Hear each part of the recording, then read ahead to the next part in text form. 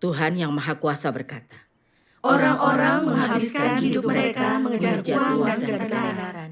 Mereka terus mengharap pada kedua hal ini, menganggap hal itu sebagai satu-satunya penyokong mereka. Seakan dengan memiliki hal-hal tersebut, mereka bisa terus hidup, bisa terhindar dari maut.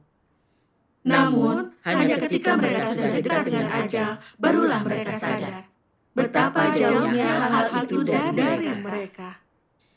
Betapa lemahnya mereka di hadapan maut, betapa rapuhnya mereka, betapa sendirian dan tidak berdayanya mereka, tanpa arah untuk berbalik. Mereka menyadari bahwa hidup tidak bisa dibeli dengan uang atau ketenaran. Tidak peduli seberapa kaya seseorang, seberapa tinggi kedudukannya, semua orang sama-sama miskin dan tidak berarti di hadapan maut. Mereka menyadari bahwa uang tidak bisa membeli kehidupan, bahwa ketenaran tidak bisa menghapus kematian, bahwa baik uang maupun ketenaran tidak dapat memperpanjang hidup mereka barang semenit atau sedetik pun. Amin. Aku punya beberapa pengalaman tentang firman Tuhan di sini. Sebelum percaya kepada Tuhan, aku pikir memiliki uang adalah segalanya dan membuatku dihormati dan dikagumi. Aku bekerja siang malam mencari uang dan menjadi budak uang. Namun ketika sudah mengumpulkan uang, aku sakit kanker dan nyawaku hampir direnggutnya. Setelah memiliki iman dan membaca firman Tuhan Yang Maha Kuasa, aku jadi paham bahwa mengejar keuntungan finansial bukan jalan hidup yang benar, melainkan tipu daya iblis untuk melukai dan merusak kita. Seperti itulah aku tersadarkan. Ketika aku muda, keluarga aku miskin, dan orang tuaku tidak mampu membiayai sekolahku, jadi aku membuat dan menjual pagar untuk membiayai sekolah. Suatu ketika aku sedang bekerja di kandang dan jari kecilku tersayat. Karena tidak punya uang untuk pengobatan, jariku tidak pernah pulih total. Aku masih belum bisa merentangkannya. Setelah menikah, aku dan suamiku tetap miskin. Teman-teman dan keluarga memandang rendah dan menghindari kami. Ketika melihat penghormatan yang diterima orang kaya, cara mereka dapat makan dan berpakaian tanpa rasa khawatir, aku merasa iri. Orang-orang selalu berkata, uang membuat dunia berputar. Uang bukan segalanya. Tetapi tanpa uang, engkau tidak bisa apa-apa. Dan siapa yang memiliki uang, maka dialah yang berkuasa. Dahulu, aku mengira semua itu benar. Dengan memiliki uang, kau bisa makan dan berpakaian yang membuatmu dihormati dan dikagumi. Kukira uang adalah segalanya. Aku bersumpah kerja keras dan hasilkan banyak uang. Aku ingin lepas dari kemiskinan dan hidup seperti orang kaya. Lalu, aku dan suamiku direkrut untuk menjaga kantin sekolah. Ratusan orang makan di kantin itu setiap hari. Untuk menghemat uang, kami hanya merekrut satu pekerja.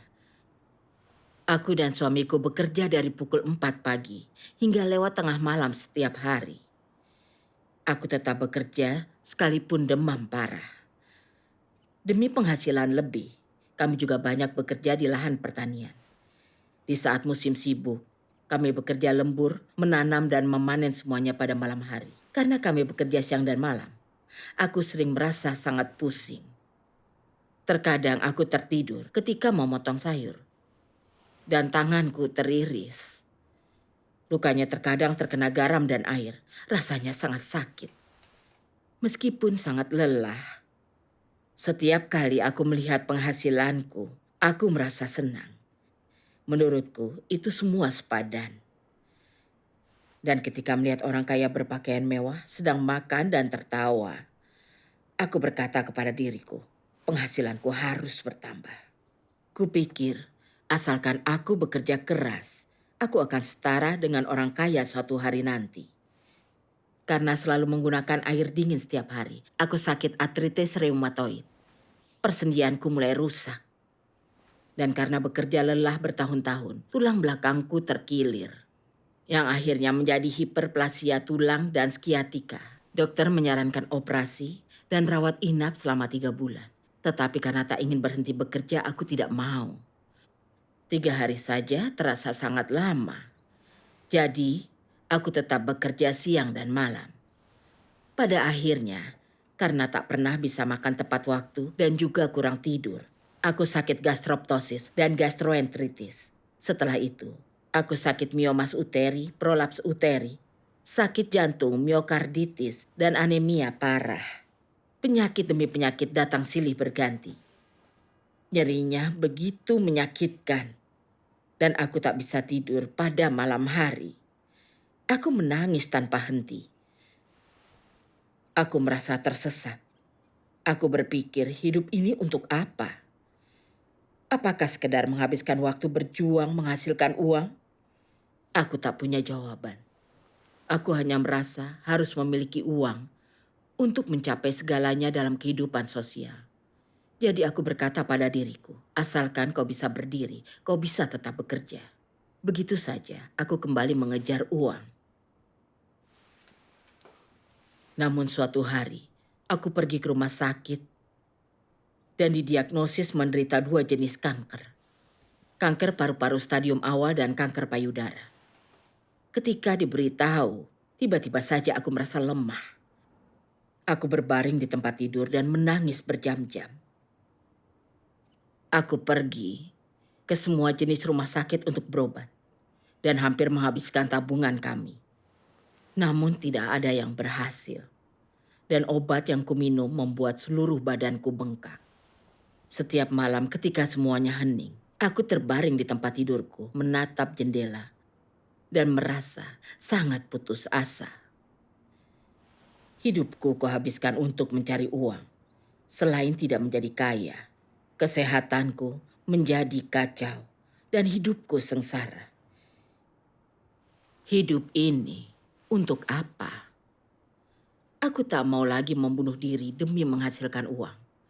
Namun suamiku mencintai uang. Katanya, asalkan kau masih hidup, tetaplah bekerja. Ketidakacuannya membuatku kesal dan kecewa, tetapi terutama aku merasa tidak berdaya. Usiaku baru 40-an. Aku belum pernah merasakan hidup yang menyenangkan.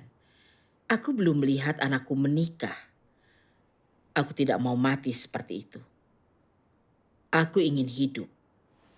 Namun tanpa uang, bagaimana aku berobat dan bertahan? Satu-satunya cara adalah tetap bekerja. Jadi, aku tetap bekerja sembari melakukan pengobatan. Setahun kemudian, suamiku membuka pabrik briket batubara menggunakan sisa tabungan kami. Tahun berikutnya, dia membuka pabrik ekstraksi minyak. Setiap hari aku bekerja bergantian di 2 pabrik meskipun merasa kesakitan. Setelah bertahun-tahun bekerja keras, akhirnya kami berhasil mengumpulkan uang. Kami membeli rumah dan mobil di kota. Dan kami menikmati hidup mapan yang menyenangkan. Teman-teman dan kerabat mendekati dan mengagumi kami. Status sosial kami meningkat. Kami memiliki identitas baru. Kami merasa sangat bahagia. Penderitaan bertahun-tahun tampaknya sepadan. Namun masa indah tidak bertahan lama. Setelah bertahun-tahun bekerja keras, tubuhku mulai tumbang. Dokter berkata kepadaku, penyakitmu terlalu kompleks. Semua organ dalam tubuhmu telah rusak.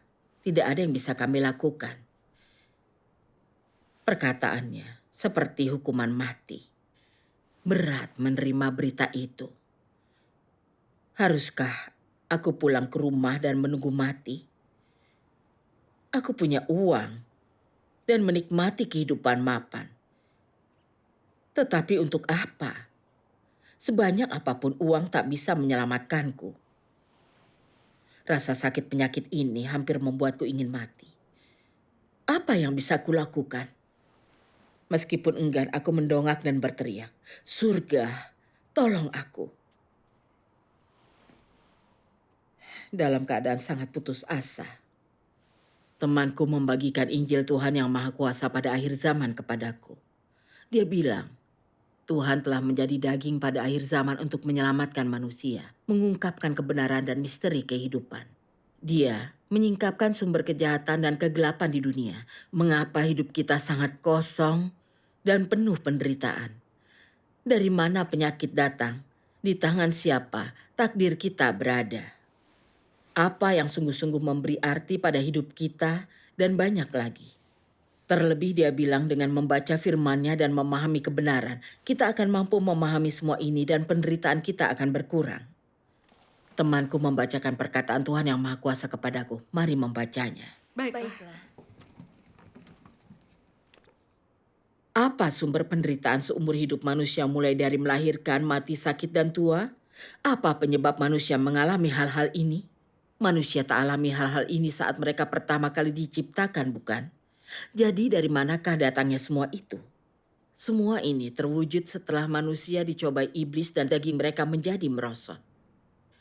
Rasa sakit daging manusia, penderitaannya dan kehampaannya, serta urusan dunia manusia yang sangat menyedihkan, hanya datang begitu iblis telah merusak manusia. Setelah manusia dirusak oleh iblis, ia mulai menyiksa mereka. Akibatnya mereka semakin merosot. Penyakit mereka semakin parah dan penderitaan mereka semakin lama menjadi semakin berat. Orang semakin merasakan betapa kosong dan tragisnya dunia, juga merasa tidak bisa terus hidup di sana. Dan semakin lama semakin kehilangan harapan untuk dunia. Jadi penderitaan ini ditimpakan kepada manusia oleh iblis. Amin. Temanku lalu berkata dalam persekutuan, ketika Tuhan menciptakan kita, kita semua hidup di bawah perlindungannya. Hidup dengan bebas di Taman Eden, tanpa kematian, penyakit, atau rasa khawatir. Namun ketika iblis menggoda dan merusak kemanusiaan, kita mengkhianati Tuhan dan kehilangan perlindungannya. Kita hidup di wilayah kekuasaan iblis, mengikuti prinsip iblis. Kita bersaing satu sama lain, berbohong, curang, dan bertengkar, mencari ketenaran, kekayaan, dan status. Dari sinilah sumber penyakit dan rasa sakit serta kesedihan di dalam roh kita. Dan penderitaan ini, rasa khawatir ini membuat semua orang merasa hidup mereka terlalu menyakitkan, terlalu melelahkan, atau terlalu sulit. Semua ini bermula karena iblis telah merusak kita. Iblis sedang menyiksa kita.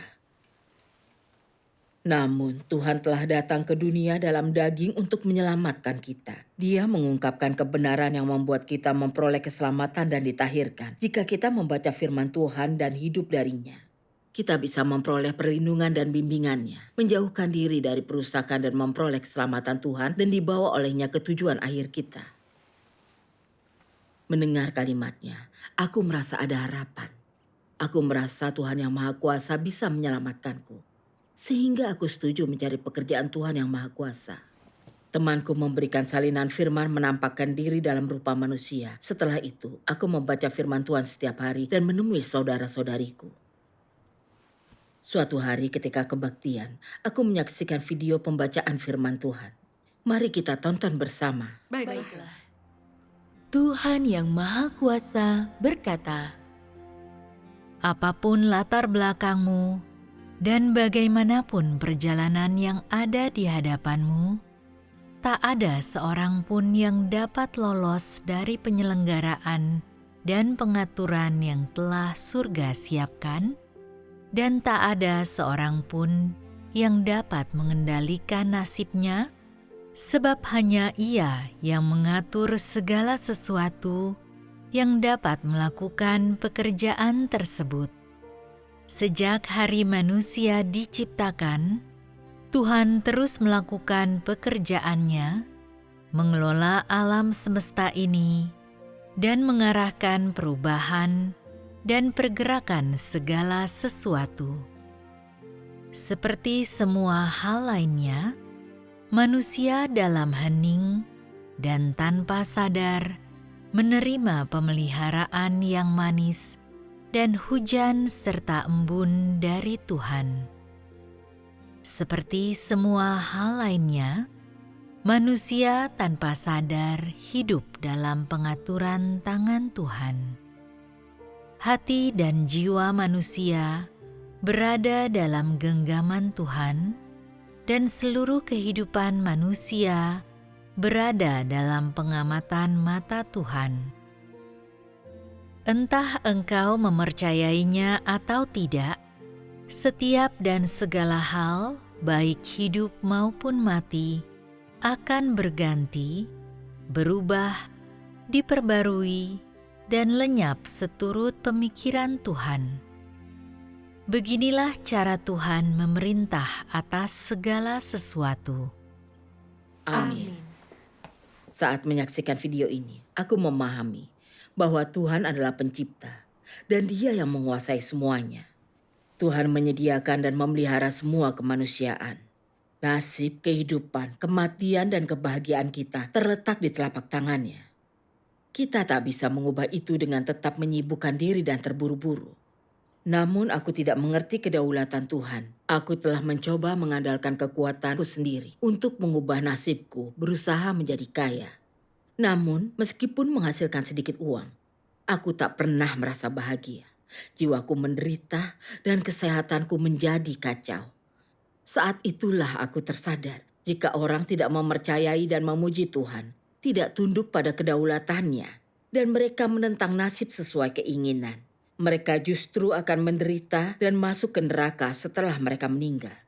Saat itu aku tahu Tuhanlah satu-satunya pendukungku. Lalu aku berdoa dan mempercayakan kesehatanku kepadanya. Entah aku hidup atau mati, aku akan berserah pada kedaulatannya. Amin. Amin. Aku semakin sering mengikuti kehidupan bergereja setelah itu. Aku melihat saudara-saudariku membaca firman Tuhan dan mencari kebenaran, berusaha melakukan tugas mereka dan menyenangkan Tuhan. Dan aku sangat mengagumi mereka. Aku ingin terbebas dari kehidupan lamaku dan memiliki hidup baru. Jadi aku sering berdoa kepada Tuhan, memintanya memberi jalan agar punya waktu lebih untuk hadir di perkumpulan dan melakukan tugasku. Setelah itu, pabrik ekstraksi minyak kami diambil alih untuk membangun jalan. Tuhan memberimu jalan keluar ya. Benar, aku tak perlu mondar-mandir ke kedua pabrik seperti sebelumnya. Aku punya waktu lebih untuk menemui yang lainnya dan mempersekutukan firman Tuhan. Merenungkan firman Tuhan dan mendekatkan diri kepadanya. Aku merasa bertumbuh setiap hari. Sesaat setelah itu, kesehatanku mulai membaik. Syukur kepada Tuhan. Aku merasa makin bugar dan tubuhku terasa lebih kuat. Aku merasa lebih tenang dan juga damai. Aku bersyukur kepada Tuhan. Syukur kepada Tuhan. Lalu, aku menyaksikan video lain dan membaca firman Tuhan. Tuhan yang Maha Kuasa berkata, "Uang membuat dunia berputar." Adalah falsafah iblis. Dan falsafah ini tersebar luas di tengah seluruh umat manusia, di tengah setiap masyarakat. Dapat kau katakan bahwa pepatah ini adalah sebuah tren, karena pepatah ini telah tertanam dalam hati setiap orang dan kini melekat erat dalam hati mereka. Pada awalnya, orang tidak menerima pepatah ini, dan kemudian mereka menjadi terbiasa dengannya. Sehingga ketika mereka berhubungan dengan kehidupan nyata, mereka secara bertahap menyetujui falsafah ini secara diam-diam, mengakui keberadaannya, dan akhirnya mereka sendiri memberikan materai persetujuannya. Bukankah ini sebuah proses bagaimana iblis merusak manusia? Jadi, setelah iblis menggunakan tren ini untuk merusak manusia, bagaimana hal ini terwujud dalam diri mereka? Apakah engkau semua merasa bahwa engkau tidak dapat bertahan hidup di dunia ini tanpa uang? Bahwa satu hari saja tanpa uang tak mungkin bagimu? Status orang didasarkan pada berapa banyak uang yang mereka miliki, dan begitu pula kehormatan mereka. Punggung orang miskin membungkuk malu, sementara orang kaya menikmati status tinggi mereka. Mereka berdiri tegak dan bangga, berbicara keras-keras, dan hidup dengan congkak. Apa yang ditimbulkan oleh pepatah dan tren ini terhadap manusia? Bukankah banyak orang mengorbankan apapun demi mendapatkan uang? Bukankah banyak orang kehilangan martabat dan kejujuran mereka demi mendapatkan lebih banyak uang? Selain itu, bukankah banyak orang kehilangan kesempatan untuk melaksanakan tugas mereka dan mengikuti Tuhan karena uang? Bukankah ini kerugian bagi manusia? Iya. Bukankah iblis itu jahat, menggunakan cara dan pepatah ini untuk merusak manusia sampai tingkat seperti itu? Bukankah ini tipu muslihat yang jahat? Setelah menyaksikan ini, aku memahami bahwa 10 tahun yang kuhabiskan dalam rasa sakit dan kelelahan ini disebabkan oleh perusakan iblis dan pengaruh sosial yang telah membuatku mengikuti tren dunia dan memuja uang. Di masa kecilku yang hidup dalam kemiskinan, aku dikucilkan dan dipandang rendah. Ketika melihat orang kaya yang hidup nyaman dan dihormati, aku yakin bahwa kau butuh uang untuk hidup di dunia ini. Uang bukan segalanya, tetapi tanpa uang engkau tidak bisa apa-apa. Uang membuat dunia berputar. Siapapun yang memiliki banyak uang dialah yang akan berkuasa. Uang adalah yang utama. Dan manusia akan berbuat apapun untuk menjadi kaya. Kekeliruan iblis ini berakar di dalam hatiku dan mengendalikan pikiranku. Kukira uang adalah segalanya yang akan membuatku dikagumi, dihormati, dan bahagia. Aku menjadikan pencarian uang sebagai satu-satunya tujuan dan hanya peduli dengan mencari uang lebih banyak. Tidak peduli apakah aku pusing, lelah, atau sakit dan tubuhku sudah tidak tahan. Ketika memikirkan tentang menjadi kaya dan hidup bagi orang kaya, aku menggertakkan gigi dan terus bekerja. Bahkan saat aku sakit kanker, itu tidak mengubah apapun. Nyatanya, hal itu membuat uang menjadi makin penting. Karena aku butuh uang untuk mendapatkan pengobatan dan bertahan hidup. Bahkan saat itu aku tak berhenti berusaha mencari uang. Aku sudah terikat kuat dengan iblis dan bukan apa-apa selain budak uang. Meskipun memiliki mobil, rumah, dan banyak uang, dihormati dan juga dikagumi orang, aku sama sekali tidak bahagia. Aku punya banyak penyakit dan juga sakit kanker. Uangku tidak akan bisa mengangkat rasa sakit dan tidak bisa menyelamatkan hidupku. Benar. Aku merasakan rasa sakit dan putus asa yang luar biasa. Lebih banyak uang tidak akan berguna. Sebelumnya aku menukar hidupku demi uang. Kini aku membeli hidupku menggunakan uang. Hidupku sudah kugunakan mencari uang tetapi berujung tangan kosong. Dahulu aku sudah melihat dengan jelas bahwa mengejar uang bukan cara hidup yang benar. Uang adalah tipuan yang digunakan iblis untuk melukai dan merusak kita. Uang adalah kuk yang ditempatkan iblis di leher kita. Iya, Benar. Jika bukan karena firman Tuhan, sekarang pun aku tidak akan tahu bagaimana iblis menggunakan uang untuk mengikat, mengendalikan, dan melukai kita. Iya, itu benar sekali. Dan iblis akan tetap menyeret, menyiksa, dan mempermainkan diriku. Iya benar. Aku melihat orang tidak memahami kebenaran sehingga mereka tidak tahu cara hidup. Mereka hanya mengikuti banyak orang, mengutamakan uang. Memalukan sekali. Aku sungguh beruntung mendengar suara Tuhan, berjalan menuju Dia, dan terlepas dari siksaan iblis. Ini adalah penyelamatan Tuhan, dan hatiku penuh rasa syukur kepadanya. Syukur kepada Tuhan. Lalu, ketika suamiku mencari bahan baku, akulah yang harus bekerja di pabrik. Terkadang bertepatan dengan waktu pertemuan. Meski ikut, aku merasa tidak nyaman. Aku merasa bersalah di dalam hatiku. Aku berpikir kenapa aku buat diriku sakit karena mencari uang. Dokter telah memberiku hukuman mati. Tuhanlah yang menyelamatkanku saat berada di jurang kematian dan memberikan kesempatan kedua. Namun aku tidak bisa melakukan tugas dan membalas cintanya. Aku merasa berutang kepada Tuhan. Aku memikirkan perkataan Tuhan Yesus. Karena apa untungnya jika seseorang mampu mendapatkan seluruh dunia dan kehilangan jiwanya sendiri? Atau apa yang bisa diberikan sebagai ganti jiwanya? Dan dalam Timotius 6 ayat 8 dikatakan, selama ada makanan dan pakaian cukuplah itu bagi kami. Amin. Benar sekali. Untuk apa mencari uang banyak jika itu berarti kau kehilangan hidup? Iya benar. Benar. Aku berencana menyewakan pabrik batu bara. Penghasilannya akan sedikit tetapi cukup untuk bertahan hidup. Dan aku bisa memuji Tuhan dan melakukan tugas. Namun setelah kupikir, pabrik batu bara berjalan dengan sangat baik.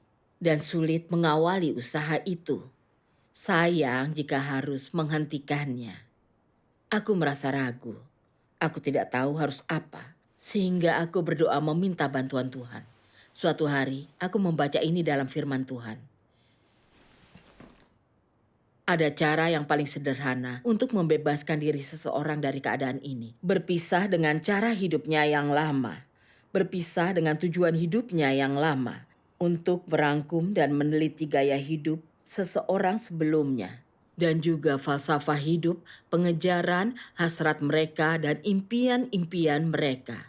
Kemudian membandingkan hal-hal tersebut dengan kehendak dan tuntutan Tuhan bagi manusia. Dan melihat apakah ada dari hal-hal tersebut yang sejalan dengan kehendak dan tuntutan Tuhan. Apakah ada satu di antara hal-hal tersebut yang memberikan nilai-nilai yang benar akan hidup. Membawa seseorang kepada pengertian yang lebih baik akan kebenaran dan agar hidup dengan kemanusiaan dan keserupaan dengan manusia. Ketika engkau berulang kali memeriksa dan dengan hati-hati membedah berbagai tujuan hidup yang ingin dicapai orang, beserta cara-cara hidup mereka yang berbeda-beda, engkau akan menemukan tidak ada satupun dari tujuan itu yang sesuai dengan maksud awal Sang Pencipta saat Dia menciptakan umat manusia. Semua hal itu menjauhkan mereka dari kedaulatan dan pemeliharaan Sang Pencipta. Itu semua adalah perangkap yang memerosotkan akhlak manusia dan yang membawa orang-orang ke neraka. Setelah engkau mengakui ini, tugasmu adalah menyingkirkan pandangan hidupmu yang lama, menjauhi berbagai perangkap.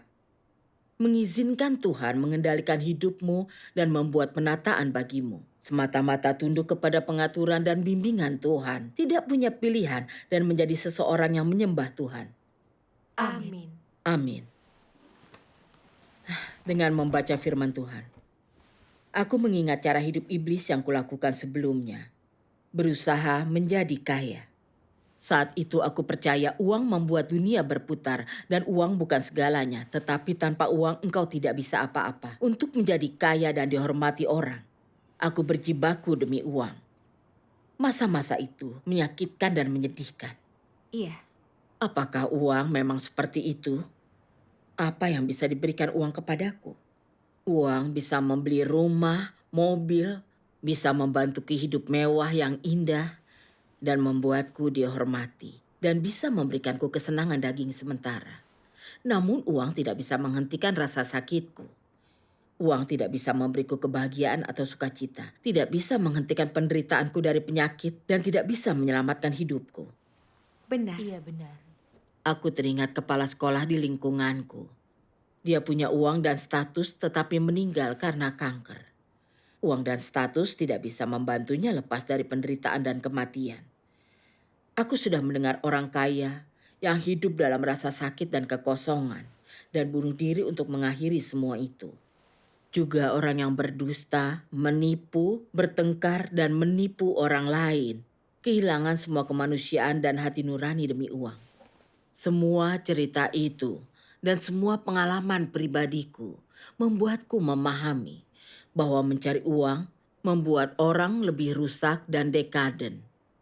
Itu menjauhkan mereka dari Tuhan dan menuju dosa. Benar. Iya benar.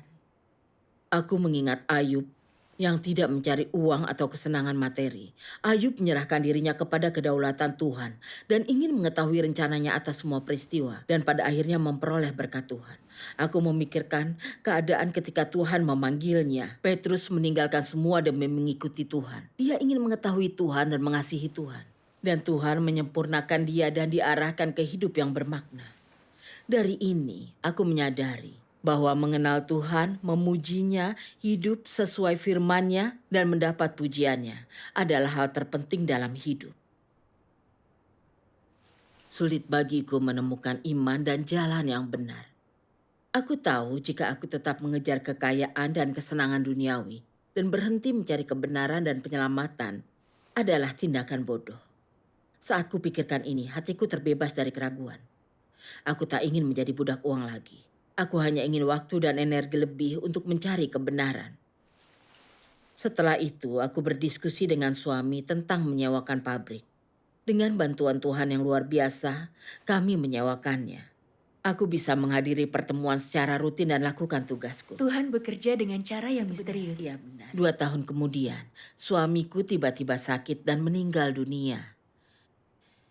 Kematiannya terasa sulit bagiku dan menunjukkan betapa rapuhnya hidup ini. Suamiku menghabiskan hampir seluruh waktunya terburu-buru, berusaha menghasilkan uang. Tekanan darahnya lebih dari 200, tetapi dia tetap bekerja. Ketika tulang pinggulnya patah, dia kembali bekerja sebelum pulih dan tak mau beristirahat saat aku menyuruhnya. Dia juga budak uang. Dia dikendalikan dan dilukai oleh iblis seumur hidupnya. Dia tidak mau menyerah bahkan di hadapan kematian. Dia ingin menghasilkan uang dan hidup indah, tetapi dia kehilangan hidupnya. Ketenaran dan kekayaan tak bisa menyelamatkannya atau meredakan sakit atau menghindari kematian. Benar. Iya benar. Seperti perkataan Tuhan. Orang-orang menghabiskan hidup mereka mengejar uang dan ketenaran. Mereka terus mengharap pada kedua hal ini, menganggap hal itu sebagai satu-satunya penyokong mereka. Seakan dengan memiliki hal-hal tersebut, mereka bisa terus hidup. Bisa terhindar dari maut. Namun hanya ketika mereka sudah dekat dengan ajal, barulah mereka sadar betapa jauhnya hal-hal itu dari mereka. Betapa lemahnya mereka di hadapan maut, betapa rapuhnya mereka. Betapa sendirian dan tidak berdayanya mereka tanpa arah untuk berbalik. Mereka menyadari bahwa hidup tidak bisa dibeli dengan uang atau ketenaran. Tidak peduli seberapa kaya seseorang, seberapa tinggi kedudukannya. Semua orang sama-sama miskin dan tidak berarti di hadapan maut. Mereka menyadari bahwa uang tidak bisa membeli kehidupan, bahwa ketenaran tidak bisa menghapus kematian, bahwa baik uang maupun ketenaran tidak dapat memperpanjang hidup mereka barang semenit atau sedetik pun. Amin. Amin. Mengingat bagaimana aku menghabiskan kebanyakan hidupku sibuk bekerja berusaha demi uang, aku dihormati dan juga dikagumi. Tetapi aku merasa sangat tersiksa oleh iblis hingga hampir mati. Namun Tuhan menyelamatkanku. Dia menyelamatkanku dari pusaran uang dan mengubah arah hidupku. Kini karena sudah mengejar kebenaran dan melakukan tugasku, aku merasa bebas dan juga damai. Inilah sesuatu yang tidak bisa dibeli oleh uang. Benar. Aku bersyukur kepada Tuhan yang Maha Kuasa. Syukur kepada Tuhan.